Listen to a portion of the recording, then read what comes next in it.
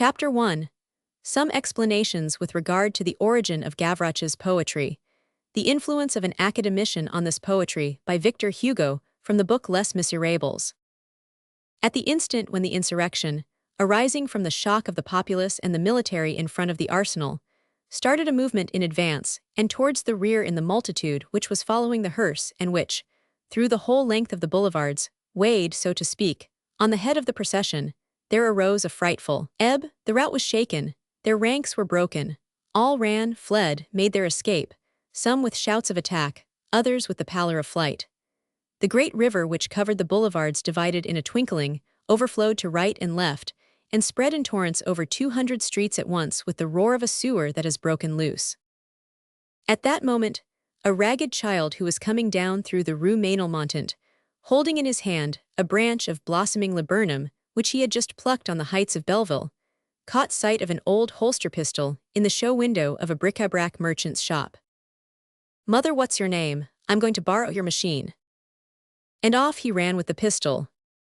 2 minutes later, a flood of frightened bourgeois who were fleeing through the Rue Amilat and the Rue Basse encountered the lad brandishing his pistol and singing, "La nuit en voit rien, le jour en voit très bien, 500 un écrit apocryphe le bourgeois assez barif, pratiques la vertu tutu chapeau pointu." 44. It was little Gavroche, on his way to the wars. On the boulevard, he noticed that the pistol had no trigger.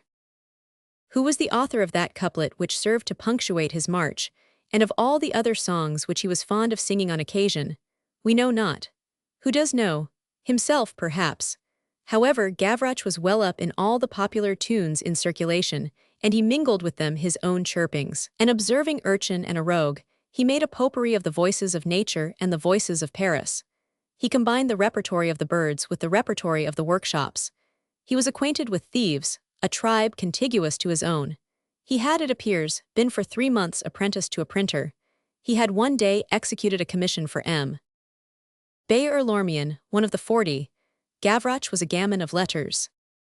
Moreover, Gavroche had no suspicion of the fact that when he had offered the hospitality of his elephant to 2 brats on that villainously rainy night, it was to his own brothers that he had played the part of Providence. His brothers in the evening, his father in the morning, that is what his night had been like. On quitting the Rue des Ballets at daybreak, he had returned in haste to the elephant, had artistically extracted from it the 2 brats, had shared with them some sort of breakfast which he had invented, and had then gone away, confiding them to that good mother, the street, who had brought him up, almost entirely. On leaving them, he had appointed to meet them at the same spot in the evening, and had left them this discourse by way of a farewell. "I break a cane, otherwise expressed, I cut my stick, or, as they say at the court, I file off. If you don't find Papa and Mama, young uns, come back here this evening. I'll scramble you up some supper and I'll give you a shakedown." The 2 children, picked up by some policeman and placed in the refuge, or stolen by some mountebank, or having simply strayed off in that immense Chinese puzzle of a Paris, did not return. The lowest depths of the actual social world are full of these lost traces. Gavroche did not see them again. 10 or 12 weeks had elapsed since that night. More than once he had scratched the back of his head and said, "Where the devil are my 2 children?" In the meantime, he had arrived, pistol in hand, in the Rue du Pontox. He noticed that there was but one shop open in that street, and a matter worthy of reflection, that was a pastry cook's shop. This presented a providential occasion to eat another apple turnover before entering the unknown. Gavroche halted, fumbled in his fob, turned his pocket inside out, found nothing, not even a sou, and began to shout, "Help!" It is hard to miss the last cake. Nevertheless, Gavroche pursued his way. 2 minutes later, he was in the Rue Saint-Louis.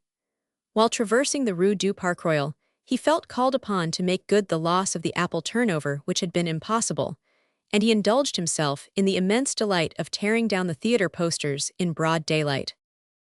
A little further on catching sight of a group of comfortable-looking persons, who seemed to be landed proprietors, he shrugged his shoulders and spit out at random before him this mouthful of philosophical bile as they passed.